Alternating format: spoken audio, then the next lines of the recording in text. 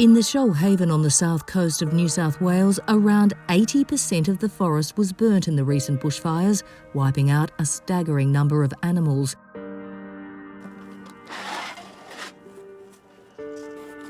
Drone technology is helping to identify what is left. The setup that I have using a spotlight and also a zoom lens along with the infrared is pretty much the first of its kind being used for animals like this.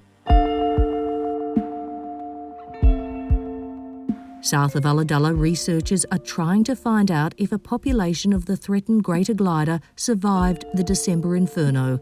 Numbers of the marsupial are dwindling, and here much of the habitat for this vulnerable species has been destroyed.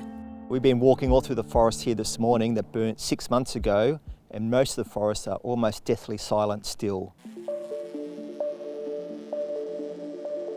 I think that's where we saw the gliders. As dusk turns to night, And there, you zoom in. the drone switches to infrared. The thermal camera can spot the glider, but then we have to switch to a spotlight and then zoom in on the animal to get an identification of what type of animal it may be. Oh, Wallaby. A few hours later, success. Yeah, there it is. Straight out. Those two trees that lean slightly together. And on that. The greater glider is identified. Last year, 6 gliders were found in this patch of bush, so there has been an impact on the fires, but the good news is there are still gliders here. Surveys commissioned by WWF Australia have found fire-affected sites typically lost all ground cover and nearly all of the canopy, having a devastating impact on wildlife.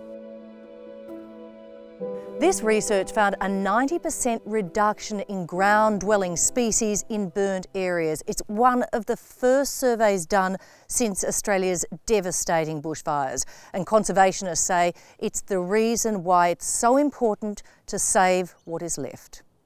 It's quite likely that many of the species that have disappeared particularly in the broad areas burned in the fires, it may well be that many of the species that were there don't come back. Volunteers have also drawn on the drone technology to work out where to set up feed stations, with so much of the native vegetation gone.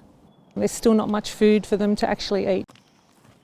So in those areas where there's been the tremendous burns, the topsoil has been burnt out, it's burnt all the organic matter. What we want to do in the future is to have a better scientific understanding of estimating how much wildlife is in the fire ground so we can better understand what the toll on our wildlife is.